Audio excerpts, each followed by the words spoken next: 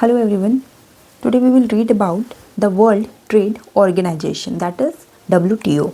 This WTO deals with the global rules of the trade between the nations. WTO deals with the global rules of the trade between the nations. So, in 1944, Britain's Wood Agreement, this led to the formation of two institutions, that is IMF and World Bank. Then, till now, there was no multilateral trade organizations or any trade organization at global level. Okay, so in 1947, General Agreement on Tariff and Trade formed, that is GATT, by a 23 member countries. This General Agreement on Tariff and the Trade, this is for multilateral trade. GATT is a legal agreement minimizing the barrier to international trade by eliminating or by या तो पूरी तरीके से ख़त्म करके या by reducing the tariff quotas. This gate deals with only goods. Gate services या intellectual properties के साथ डील नहीं करता है. Gate is not a institutional structure. GATT एक कोई इंस्टीट्यूशनल स्ट्रक्चर नहीं है और ये सिर्फ गुड्स के साथ डील करता है, सर्विसेज एंड इंटेलेक्चुअल प्रॉपर्टीज़ के साथ डील नहीं करता है. ओके, तो गेट के 8 राउंड ऑफ नेगोशिएशंस में, जिसमें held in Uruguay, this is also called as Uruguay round, from 1986 to 1994. This led to the formation of or the creation of WTO and 3 other agreements, that is GATS and TRIPS. So the जो GATT है, General Agreement on Tariffs and Trade, ये पहला organisation है for multilateral trade at global level. Okay, और ये सिर्फ goods के साथ डील करता है, सर्विसेज एंड इंटेलेक्चुअल प्रॉपर्टीज़ के साथ नहीं डील करता. And this is not a institutional structure. इसके कारण से कुछ नया ऑर्गेनाइजेशन बनाने के लिए नेगोशिएशन किया गया, that is 8th round of negotiation. कहाँ हुआ था? उरुग्वे. इसको कहते हैं Uruguay round of negotiation also, from 1986 to 1994. This led to the formation of WTO and the 3 agreement, that is GATS and the TRIPS. So WTO, it is signed in Marrakesh in Morocco by 123 countries in 1994 after the Uruguay round, after the conclusion of the Uruguay round. Okay. Now the structure of WTO की बात करें तो जो top most position है, that is of ministerial conference. Ministerial conference कब has to meet at least once in every 2 years. Ministerial conferences which has to meet at least once every 2 years. Okay. जो ministerial conferences है, they can take decisions on all matters. Okay, उसके बाद क्या आता है? General council. General council जो है, general council, this body only works as a dispute settlement body also and the trade policy review body. General council किस चीज़ के लिए? For the day to day work.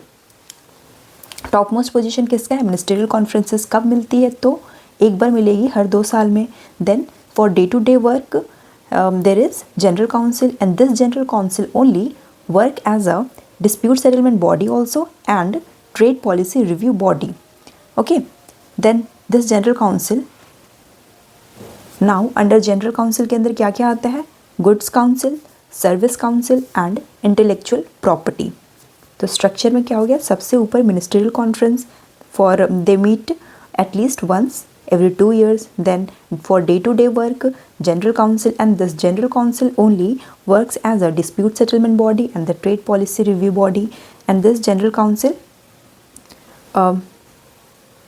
के under goods council, service council and intellectual property.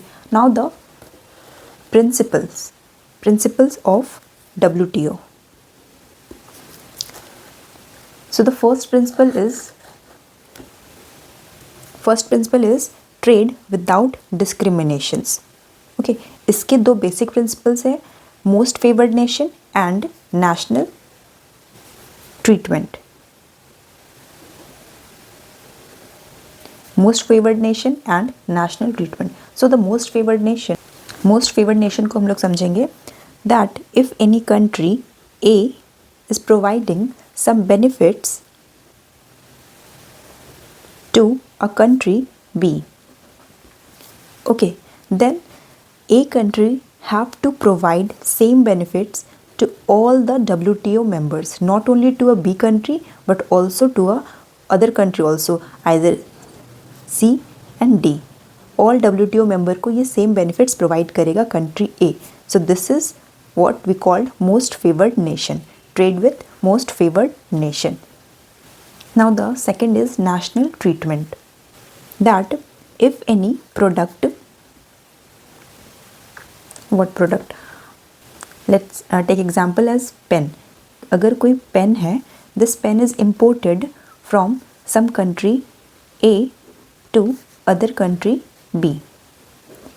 Pen जो है A country से B country में आ रहा है, और B कंट्री में ऐसा नहीं है खुद का भी ये पेन का प्रोडक्शन हो रहा होगा. ओके, A कंट्री एक्सपोर्ट कर रहा है अपने कंट्री से B को पेन, और B के यहाँ खुद का भी पेन का प्रोडक्शन हो रहा है. ओके, तो दिस पेन, ये जो फॉरेन कंट्री से पेन डैश आ रहा है, after this pen enter the country B, then this pen dash and pen should be treated equally. दोनों goods जो होंगे दोनों को equal treatment मिलेगा. After this pen dash entered in country B, then pen dash should be treated equally with the pen. And note one thing here that any custom duties, जो भी custom duties charge की जाएगी, custom duties on import, this is not a violation of any national treatment. इसको violation, custom duty को हम लोग violation of national treatment में नहीं लाएंगे. Okay, so this was our first principle, that is trade without discriminations. इसके दो principle थे, most favoured nation and national treatment. Now the second principle was freer trade.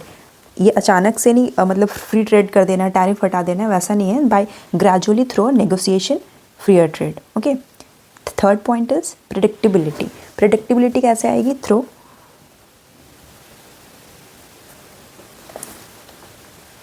Binding and transparency.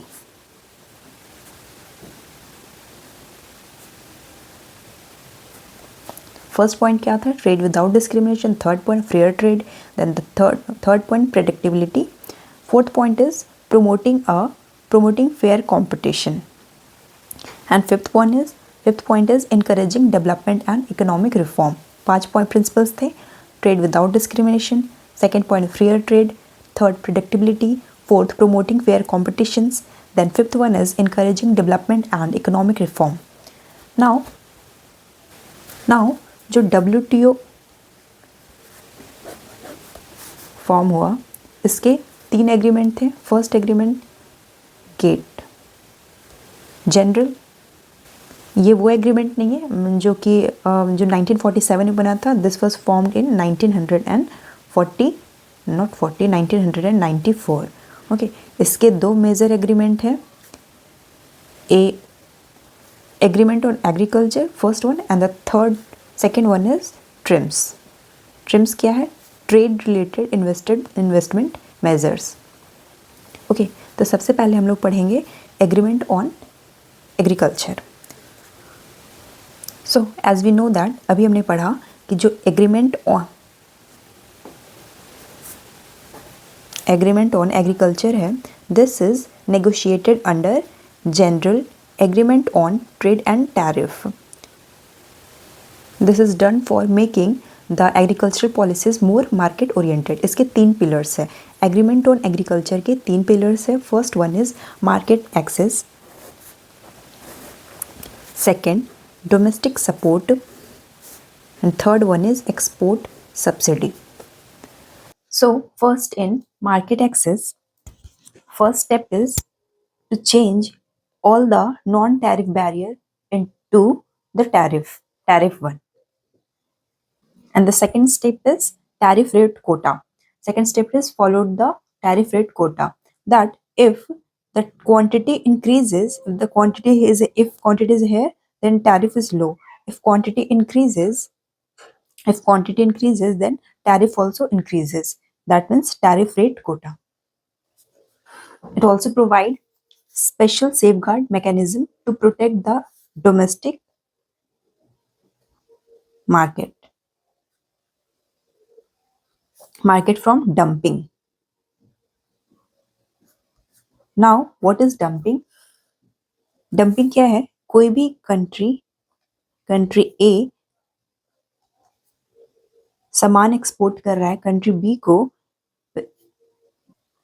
In below the market price, market में जो price है उससे कम rate में सामान export कर रहा है, that this exporter country tries to sell the product, जो प्रोडक्ट है, exporter company tries to sell the product at below the market price in its own country. This is done to, ये क्यों हो रहा है? To destroy the domestic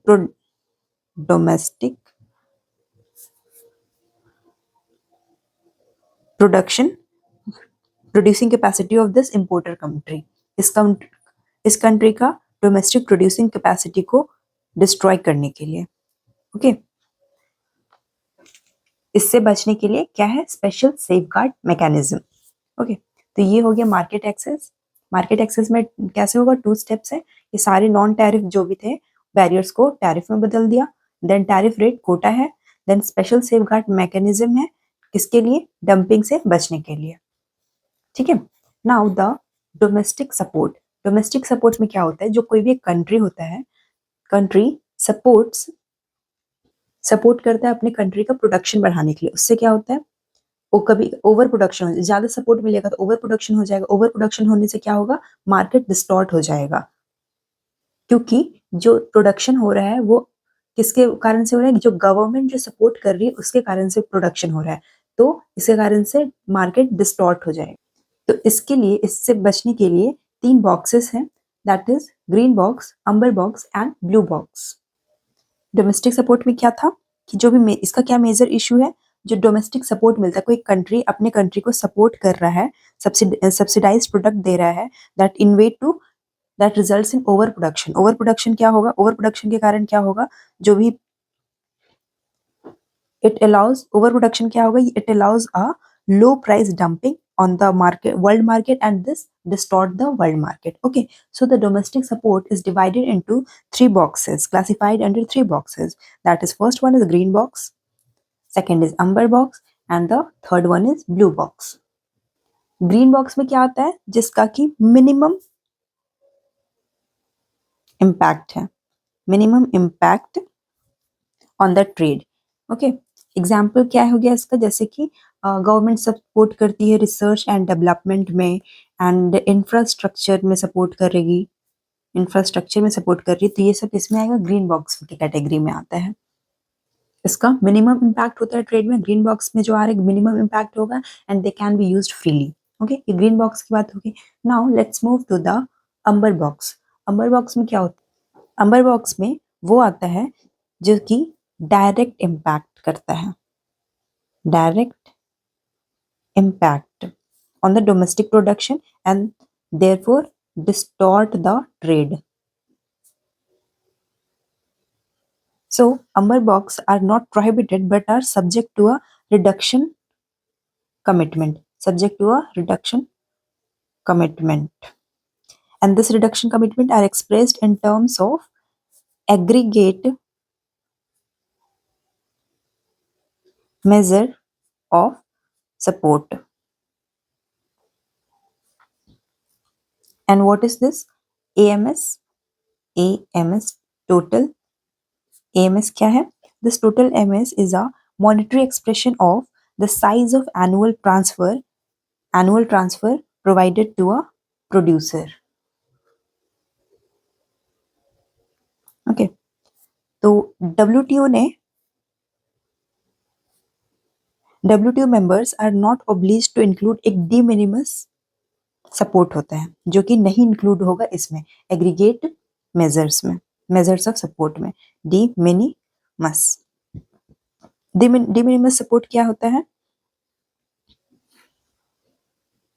under this de minimis support जो जो developed countries है हमारी, developed countries are allowed to maintain a minimum distorting subsidies or umber box subsidies at the level of 5% of the total value of the agricultural output, and for the developing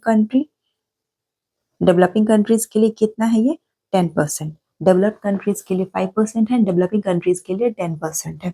okay, तो अंबर box जो है वो directly impact करती है trade को and distort the trade.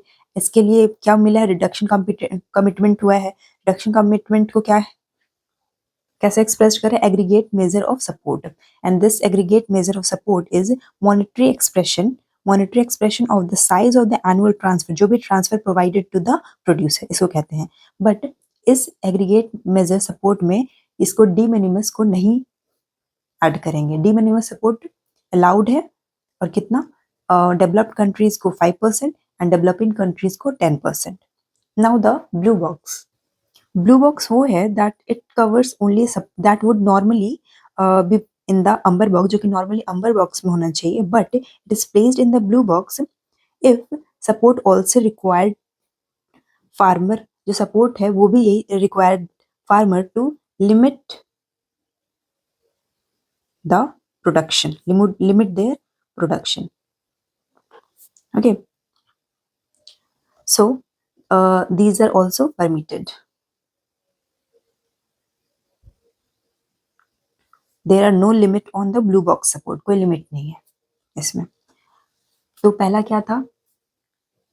Market access, second domestic support, and the third one is export subsidy. Export subsidy, the agriculture agreement on the agriculture, this prohibit export subsidy on the agricultural products. Now the TRIMS. TRIMS क्या है? Trade related investment measures. This is a part of general agreement on trade and tariff. It only works on the goods. अगर ये इसका part है तो ये सिर्फ goods से डील करेगा। Okay, this agreement address certain investment measures that may restrict or distort the trade, but this not address the regulation and the protection of the foreign investment. Foreign investment को नहीं address करता है, ये सिर्फ उसको देखेगा जो कि दैट में restrict or distort the trade. Example क्या हो गया? Local content requirements. Now the second agreement was the general agreement on trade in services. जो ट्रेम्स है ये किससे डील करता है? गुड्स से। And the gates general agreement on trade in services, ये इसके नाम में ही है, ये किससे डील करेगा? सर्विसेज से। ये फर्स्ट मल्टीलेटरल एग्रीमेंट है ऑन सर्विस, इससे पहले कोई नहीं था। जो 1947 में ऑर्गेनाइजेशन बना था गेट, वो सिर्फ किससे डील करता था? गुड्स से। ओके, उसके बाद डब्ल्यूटीओ के आने के बाद 1994 में ये एग्रीमेंट आया, general agreement on trade in services. So it is a first multilateral agreement on services.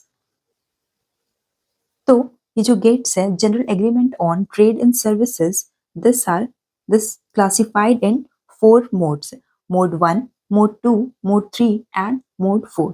So the mode 1, जैसे कि एक कंट्री ए है और दूसरा कंट्री बी है। Here, this A country is producer and B country is consumer. दोनों producer और consumer अपने अपने कंट्री में ही रहेंगे। ओके, किसी भी तरह का मूवमेंट नहीं होगा, ना प्रोड्यूसर का ना कंज्यूमर का, दोनों अपनी कंट्री में ही है। तो सर्विस कैसे ले रहे हैं? By digitally service. अगर एक कंट्री बी कंट्री को सर्विस प्रोवाइड करवा रही है, this service provided digitally. Okay, no movement, without any movement. Example, business process outsourcing, BPO। ये हो गया मोड 1, ना प्रोड्यूसर का मूवमेंट हुआ ना कंज्यूमर का मूवमेंट हुआ. Now the second mode, A country and B country. A country is producer and B country is consumer. So here the country B, consumer country, is moving from one country to the producer country. Okay, तो यहाँ पे movement हो रहा है. Consumption abroad कहते हैं इसको, जैसे कि मेडिकल टूरिज्म. जैसे कि यहाँ पे भी ए कंट्री में कोई अच्छा हॉस्पिटल है, ठीक है, ए कंट्री में कोई अच्छा हॉस्पिटल है एंड बी कंट्री में किसी का रिक्वायरमेंट है इस हॉस्पिटल का सर्विस का. तो जो बी कंट्री में जो है, this person will move to country A for this service, for taking this service. ये मोड 2 है. मोड 1 में मूवमेंट कंज्यूमर का, प्रोड्यूसर का किसी का मूवमेंट नहीं हो रहा है. मोड 2 में कंज्यूमर का मूवमेंट हो रहा है. Example medical tourism. Now the third mode में क्या है, country A and country B. Country A service provide कर रही है कंट्री बी को, तो कंट्री ए ने क्या किया, जो इसका कोई ऑफिस है यहाँ पे, इसी का इसने ब्रांच ओपन कर दिया है कंट्री बी में. तो यहाँ पे किसी पर्सन का मूवमेंट नहीं हो रहा है, ये ऑफिस का ही ट्रांसफर हो गया है. ऑफिस ब्रांच ही ओपन कर दिया गया है कंट्री बी में, वही जा करके ऑफिस से मूव किया, ऑफिस का मूवमेंट हुआ है, सर्विस वही मिल रहा है. ठीक है, this is called commercial presence. Country B में ब्रांच ऑफिस खुला है, ठीक है, यहाँ पे जाके ही सर्विस मिल रहा है, किसी पर्सन का मूवमेंट नहीं हुआ है इसमें. Now the mode 4. मोड 4 में क्या है, country A and country be in this movement of a natural person. जैसे कि कंट्री ए में कोई कंपनी है, इस कंपनी में काम करने के लिए कोई इंसान, कोई नेचुरल पर्सन वहां पे गया, वहां जाकर ये काम कर रहा है, तो उसको मोड 4 हो गया, इस वहां जाके सर्विस. ओके, तो ये हो गया mode 4. Mode 1, mode 2 and mode 3 and mode 4. Okay, this service negotiation is done on positive list approach. जो लिस्ट है, पॉजिटिव लिस्ट अप्रोच, इसमें सर्विस नेगोशिएशन होता है इन सर्विसेज. ओके, थर्ड एग्रीमेंट क्या है, trade related intellectual property rights. Intellectual property, this intellectual property refers to the creations of the mind. Creations of the mind क्या है इसमें, WTO का trips agreement जो है, this is an attempt to narrow gap in the way intellectual property rights. Okay, पहले हम लोग intellectual property rights के डिफरेंट टाइप्स पढ़ते हैं. Okay, so different types of intellectual property rights. तो फर्स्ट क्या है, कॉपीराइट. कॉपीराइट क्या होता है, जैसे कि copyright refers to the right of authors, कोई author in their literacy and any artistic work.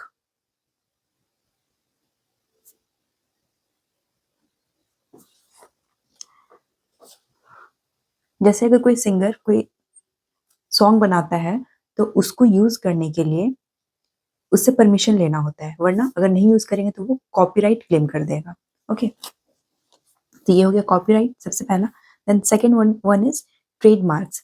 Trademarks क्या है, इट इज अ साइन, किसी तरह का साइन हो गया, इट इज अ साइन और कॉम्बिनेशन ऑफ साइन. जैसे कि एप्पल का है, ऐसा है, ये हो गया इसका ट्रेडमार्क. एप्पल का ये साइन है, ये ट्रेडमार्क है. This is used to distinguish the goods and services of one enterprises. Apple को आप सैमसंग से इससे डिस्टिंग्विश करते हैं, to distinguish from goods and services from one enterprise from the another. Third क्या है, geographical indications. This geographical indication is associated with the place, and this is used to identify the product. It identifies the product special characteristics. Patent कुछ अगर किसी तरह का invention किया है, किसी तरह का रिसर्च हुआ है, तो किसी इंडिविजुअल ने या किसी कंट्री ने कोई नया मेडिसिन का इन्वेंशन किया है, कोई टेक्नोलॉजी का इन्वेंशन किया है, तो दैट उसको पेटेंट प्रोटेक्शन मिलता है. That patent protection must be available for the eligible inventions. But इसमें एक एक्सेप्शन है कि अगर कोई मेडिसिन है, some medicine is invented by country A and this medicine is required by a country B. तो ये हेल्थ कंसर्न है से रिलेटेड है. तो ये जो ए कंट्री है, ये बी कंट्री को इसके लिए बहुत ज्यादा टैरिफ ड्यूटी चार्ज करेगा. तो इससे बचने के लिए क्या आया है? Compulsory licence. कंपल्सरी लाइसेंस क्या करता है? This is when authorities license a company or any individual to use the rights of the patent without the permission of the patent owner. Okay और ये जो कंपनी और ये इंडिविजुअल है, this is other than a patent owner. उसको अगर licence मिल रहा है तो इसको कहते हैं कंपल्सरी लाइसेंस. तो इस तरह से जो कंट्री बी है, उसको ये मेडिसिन अपने यहाँ सेम फॉर्मूला से जो भी इसका स्टेप्स हैं वो अपने ही कंट्री में बना सकता है अगर इसको कंपल्सरी लाइसेंस मिलता है. तो हमने इंटेलेक्चुअल प्रॉपर्टी राइट्स पढ़ लिया. तो इसको ये ट्रिप्स क्या करता है? This TRIPS agreement is an attempt to narrow a gap in the way these rights, जो आईपीआर राइट्स है, are protected and enforced around the world global trade. And the second point is this establishes a minimum level of protection that each government has to provide to a fellow WTO member. Now let's read about the exceptions. Exceptions to WTO agreements. इसमें क्या है? First क्या आता है? National security. National security is exception which allows the member to take actions that is necessary for the protection of the national security. Okay. Second point क्या है? Unilateral and the non-reciprocal trade preferences. इसका क्या मतलब हुआ? जो developed countries है, develop कर चुकी है, जो डेवलप्ड कंट्रीज है, this country provide any favourable treatment to a developing countries. These are allowed in WTO. Okay, ये एक्सेप्शन है. सेकेंड एक्सेप्शन हो गया. थर्ड एक्सेप्शन क्या है? जो regional trade agreement and bilateral or more trade, these are also allowed. Third क्या है? Measures to protect human, animal or plant life or to conserve exhaustible resources. इसके बाद आता है dispute settlement. If any member countries violates a WTO agreement, then and challenge under the dispute settlement body. तो क्या करता है? जो WTO है, ये प्रोवाइड करता है टाइम लिमिट कि इतने टाइम लिमिट में to bring them back in a conformity. But if the member country वो ऐसा नहीं करता है, देन डिस्प्यूट सेटलमेंट बॉडी जो है, this authorise the complaint to retaliate in the form of trade sanction. So इसमें क्या है कि जो मेंबर कंट्रीज है, यहाँ पे मेंबर कंट्री है वो पेनाल्टी इम्पोज करता है, ना कि WTO. ठीक है. अभी हम पढ़ेंगे इसके बाद ministerial conferences. So the WTO ministerial conferences meet once every 2 years. This meet to decide on the present situation of the implementation and any new issues which has to be negotiated. The first ministerial conferences that it was held in Singapore in 1996. There was a conflict between developed and developing countries, and there was 4 possible areas. This is came to be known as Singapore issue. The first one is investment protection. Investment protection में क्या है? जो foreign country दूसरे country में invest कर रही है, this should be treated equally as a domestic investment. दोनों को इक्वली ट्रीटमेंट मिलना चाहिए, ऐसा कहना था. सेकेंड हो गया competition policy. Then next is government procurement. Government procurement में क्या होता है? जो गवर्नमेंट गुड्स एंड सर्विसेज खरीदती है, डोमेस्टिक गुड्स एंड सर्विसेज लेती है, खरीदती है, दिस शुड बी, यहाँ पे भी फॉरेन से और डोमेस्टिक दोनों जगह से by, they should by from foreign player and domestic player, they both should be treated equally. Government procurement हो गया। Next is trade facilitation. इसमें क्या है, ए कंट्री बी कंट्री के पोर्ट पे जो कस्टम प्रोसीजर है दैट शुड बी रिड्यूस्ड। ये 4 इश्यूज थे। दूसरा जो इम्पोर्टेंट मिनिस्ट्रियल कॉन्फ्रेंस है दैट इज दोहा मिनिस्ट्रियल इन 2001। इसमें क्या आया, दोहा डेवलपमेंट एजेंडा। ये क्या है, package of issues this that both developed and developing countries दोनों agree to negotiate in a particular timeline. क्या क्या मेन इश्यूज है दोहा डेवलपमेंट एजेंडा में? फर्स्ट है ट्रिप्स और public health, TRIPS and public health, that this declaration adopted that the TRIPS, जो TRIPS है, this should not prevent the member from taking the measure to protect the public health. इसका मतलब कि public health preferred over the intellectual property, public health preferred over the intellectual property. So this Doha Declaration provided a temporary or interim waiver. This, इसका क्या मतलब है? So that the essential जो भी medicine है could be produced elsewhere and exported into the countries. अगर B country को compulsory licence मिला हुआ है तो ये कंट्री है तो किसी और कंट्री को कह सकती है कि इस बी कंट्री के लिए मेडिसिन प्रोड्यूस करे and this medicine will be exported to country B. इसको कहते हैं temporary waivers. Okay, because B country could not produce medicines themselves. This is made permanent amendment into the TRIPS agreement in 2005. Country B क्या है इसमें? Country B is enable to produce medicine themselves. इसके लिए इसने country C को बोला ये capable है प्रोड्यूस करने के लिए, तो कंट्री सी ने यहाँ पे मेडिसिन प्रोड्यूस किया and this medicine is exported to country B. This is temporary waivers. Second है एग्रीकल्चरल सब्सिडी। इसके 3 इशू है। Public stock holding of grains by a developed countries. पहला तो हो गया ये public stock holding of grains by the developed countries. Second point is high amount of subsidy given by the बहुत ज़्यादा subsidy दे रहे by the developed world. Then no concrete special safeguard mechanism. Now the non-agricultural NAMA, non-agricultural market access. Doha Declaration Agenda. This agreed to negotiate on the reduction or the elimination of the tariff on industrial products and also reduced non-tariff barriers on these products. Next is special and differential treatment for developing countries.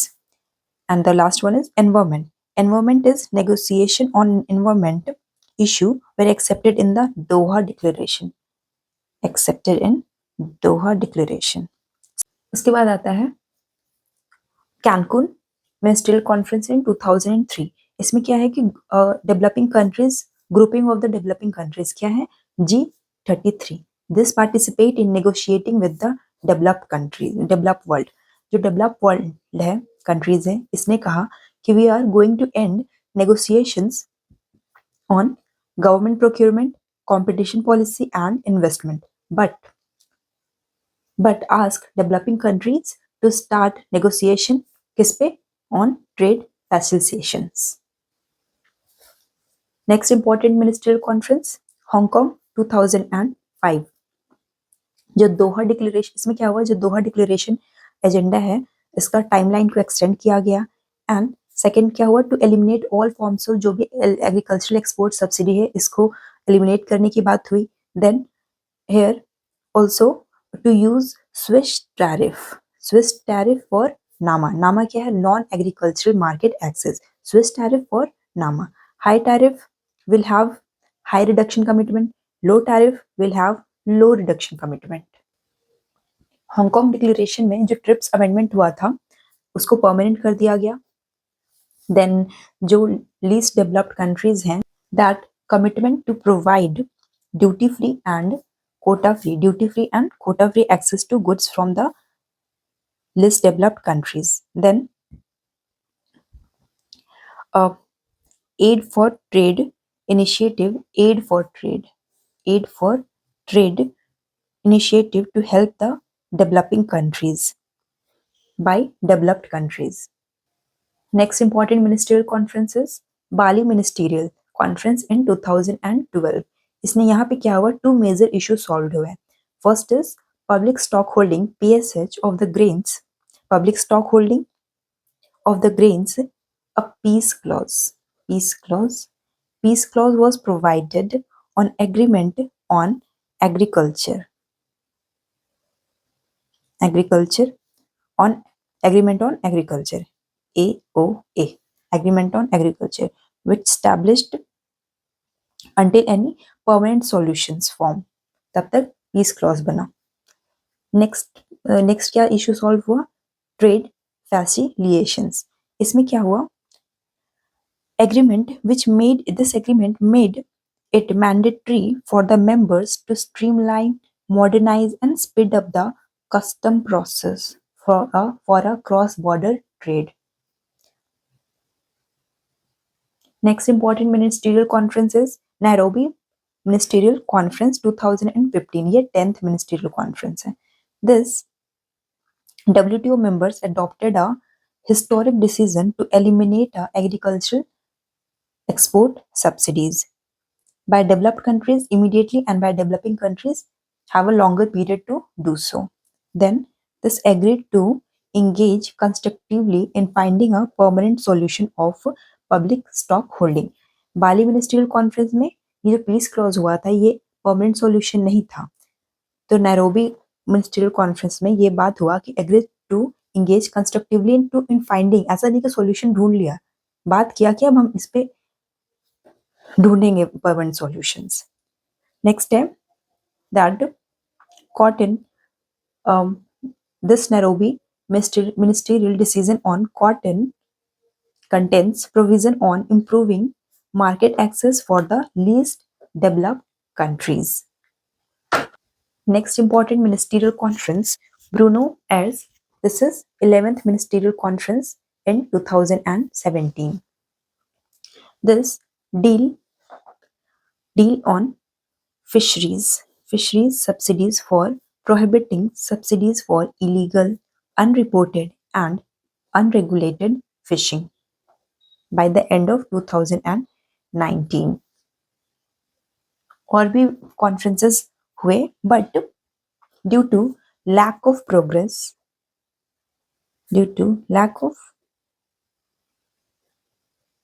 progress on these issues has made this WTO dysfunctional